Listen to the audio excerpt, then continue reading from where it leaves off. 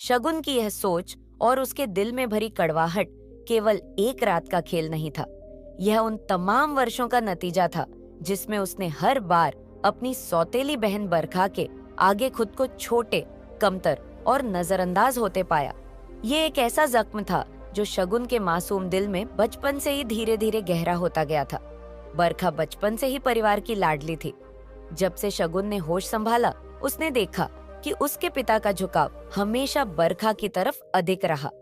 शगुन के लिए हर चीज हमेशा बरखा के बाद आती, चाहे वो पिता का प्यार हो, नए कपड़े हो या खिलौने। शगुन के पास बरखा की पुरानी चीजें ही आती और इस बात ने उसके मन में एक गहरी खाई बना दी थी। उसने हर बार यह महसूस किया कि उसके जीवन में केवल उतनी ही अहमियत थी जितनी बरखा के पीछे छूटे हुए सामान की। जब शगुन किशोरावस्था में आई तो यह खाई और गहरी हो गई। उसके मन में एक अजीब सा गुस्सा और जलन बढ़ती गई। वह अक्सर अपने कमरे में अकेले बैठकर सोचती कि उसकी माँ और वह दोनों उस घर में सिर्फ दूसरे दर्जे की नागरिक बनकर रह गए हैं। उसकी माँ भी, जो पहले पिता की पत्नी थी, अब अपनी छोटी बहन के साये में जीने को मजबूर थी। शगुन का यह अकेलापन धीरे धीरे उसे एक अलग दुनिया में ले जाने लगा। वह अपनी कड़वाहट से बाहर निकलने की कोशिश तो करती, लेकिन फिर बरखा का नाम सुनते ही उसके भीतर का सारा गुस्सा और दुख वापस आ जाता। उसे लगता कि उसकी सारी जिंदगी, उसका आत्मसम्मान, उसकी खुशियां, सब कुछ बरखा के सामने कमतर हो गए हैं। शगुन के जीवन में असली मोड़ तब आया जब शौर्य का रिश्ता लेकर उसका परिवार घर आया। शगुन के लिए यह पहली बार था जब उसे लगा कि कोई उसे देख रहा है, उसे पसंद कर रहा है। शौर्य का बरखा के लिए आना, लेकिन शगुन की ओर आकर्षित होना शगुन के लिए किसी अनकही जीत की तरह था। वह जानती थी कि यह गलत है, पर उसका दिल उससे कह रहा था कि यह मौका उसकी जिंदगी का सबसे बड़ा बदला लेने का है। जब शौर्य ने शगुन को पहली बार देखा तो वह उसकी ओर खींच गया था। शगुन का सौंदर्य और उसके अंदर छुपी उस विद्रोही भावना ने शौर्य को उसकी ओर आकर्षित किया। लेकिन शौर्य की यह भावना केवल एक क्षणिक आकर्षण थी, जिसे उसने जल्द ही नजरअंदाज करने की कोशिश की। उसने खुद से कहा कि यह सिर्फ एक आकर्षण है और उसका वास्तविक रिश्ता बरखा के साथ ही होगा। शगुन ने अपनी सौतेली बहन और पिता से बदला लेने का मौका देख लिया था।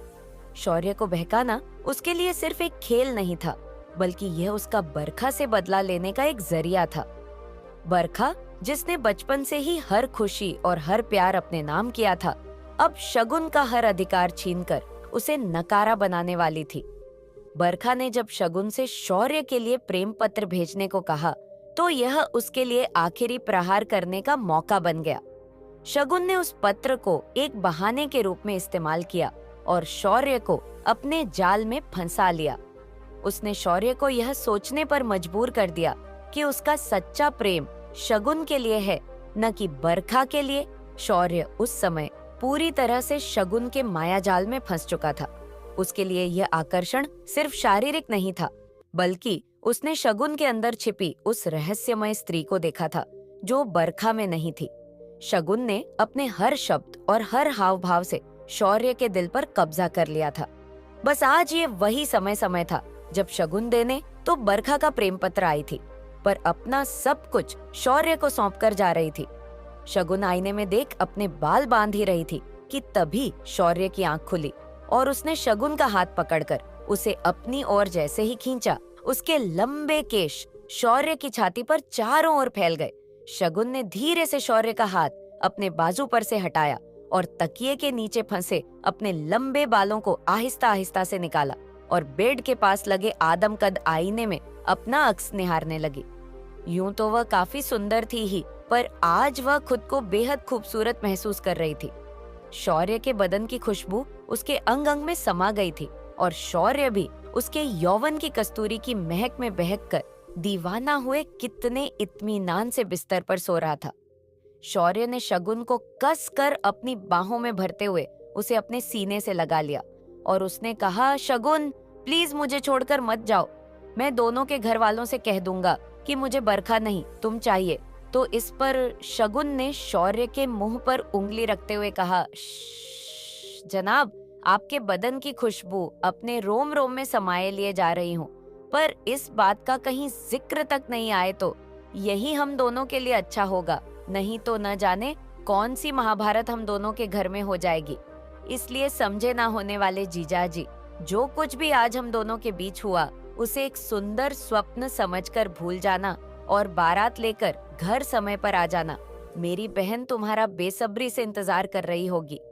ये कहकर शगुन ने शौर्य के बाजुओं से अपने को छुड़ाया और अपने अस्त व्यस्त कपड़े समेटते हुए, बालों का जूड़ा बनाते हुए घर की ओर चल दी। शौर्य के साथ बीते इन कुछ पलों में इस दैहिक आत्मिक सुकून को महसूस कर उसे खुद लगा जैसे वह किसी स्वर्ग की अप्सरा हो और उसने किसी देवता की समाधि या उसका ध्यान भंग कर दिया हो। हाँ, वही तो किया था उसने। उसने अपने रूप के माया जाल में फंसाकर अपनी ही सौतेली बहन बरखा के होने वाले पति को अपनी बहन से पहले अपने रूप यौवन में उलझाकर उस बहन को आज जीवन भर के लिए एक ऐसा पति दिया है जो कि प्रथम मिलन की पहली कशिश कभी भी उसकी बहन बरखा को नहीं दे पाएगा, क्योंकि प्रथम मिलन का प्रथम सुख तो शौर्य के साथ वह भोग ही चुकी थी और शौर्य की आत्मा तक को उसने अपने रूप यौवन के माया जाल में ऐसा कसा था कि वह जिंदगी भर उसको दोबारा पाने के लिए, उसके साथ प्रथम मिलन के उस सुख को दोबारा पाने के लिए, जीवन भर कस्तूरी मृग की भांति उसे पाने के लिए छटपटाता रहेगा। इस पूरी प्रक्रिया में शगुन के भीतर एक आंतरिक द्वंद्व भी चल रहा था। एक ओर वह अपने जीवन की हर उपेक्षा और अपमान का बदला लेना चाहती थी और दूसरी ओर उसका दिल कहीं न कहीं यह जानता था कि जो वह कर रही है वह गलत है। उसे इस बात का एहसास था कि वह सिर्फ अपने गुस्से और जलन के कारण एक मासूम जीवन को तबाह कर रही है, लेकिन उसकी वर्षों की घुटी हुई भावनाओं ने उसे रोकने नहीं दिया। शौर्य के साथ बिताए उस एकांत पल के बाद शगुन ने महसूस किया कि अब सब कुछ बदल चुका है। वह जानती थी कि उसने शौर्य को सिर्फ अपने लिए नहीं बल्कि बरखा के लिए भी बर्बाद कर दिया था। वह जानती थी कि शौर्य अब कभी भी बरखा को पूरी तरह से स्वीकार नहीं कर पाएगा, क्योंकि उसका दिल और उसकी आत्मा कहीं ना कहीं शगुन के पास बंधी रह जाएगी।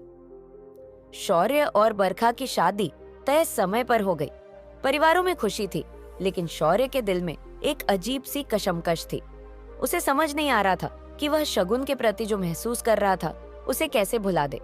वह अपने आप को समझाने की कोशिश करता कि यह सब एक भूल थी, लेकिन शगुन के साथ बिताए उन पलों की यादें उसे चैन से सोने नहीं देती थी। निश्चित समय पर बारात घर आई। बरखा दुल्हन की तरह सजी। जयमाला, फेरे, सभी रस्में दोनों परिवारों ने बहुत खुशी से मनाई। जब विदा की रस्म होने लगी तो शगुन ने बरखा को गले लगाते हुए कहा, जिस तरह मैंने तुम्हारी उतरन तुम्हारे छोड़े हुए खिलौनों से अपना पूरा बचपन जिया है, ठीक उसी तरह अब तुम मेरे छोड़े हुए खिलौने संग पूरी उम्र बिताओगी और हर रात मेरी उतरन तुम्हारे संग होगी। शगुन ने विदाई के समय बरखा के कानों में जो शब्द कहे वह बरखा के लिए एक रहस्य बने रहे, लेकिन शौर्य के दिल में उन शब्दों का वजन बहुत गहरा था। शगुन ने जो खेल खेला था उसने शौर्य के पूरे जीवन को एक ऐसे जाल में फंसा दिया था जिसमें से निकलना अब संभव नहीं था। विवाह के बाद शगुन अपनी जिंदगी में आगे बढ़ने का प्रयास करने लगी, लेकिन उसके दिल में अब भी एक खालीपन था। उसने जो कुछ भी किया था उससे वह अपने भीतर की संतुष्टि नहीं पा सकी थी।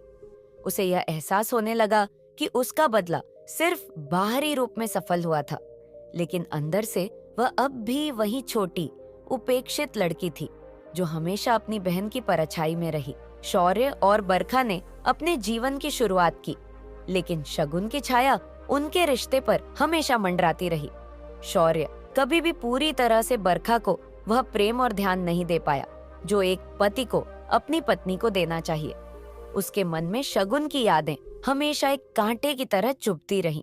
समय बीतता गया, लेकिन शगुन के दिल में एक अजीब सी बेचैनी बनी रही।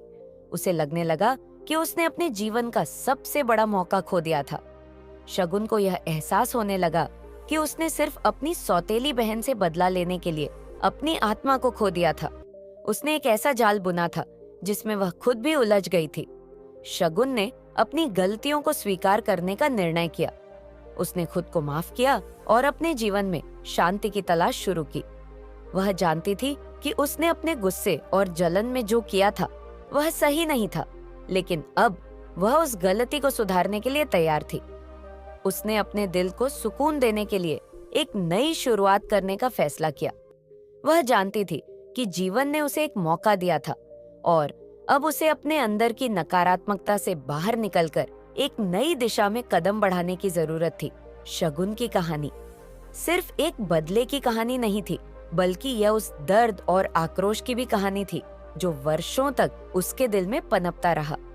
यह कहानी उस संघर्ष की थी जिसमें उसने अपने जीवन के सबसे कठिन मोड़ों पर खुद को खो दिया था, लेकिन अंत में शगुन ने अपनी गलतियों को स्वीकार किया और अपने जीवन में एक नई दिशा की तलाश की।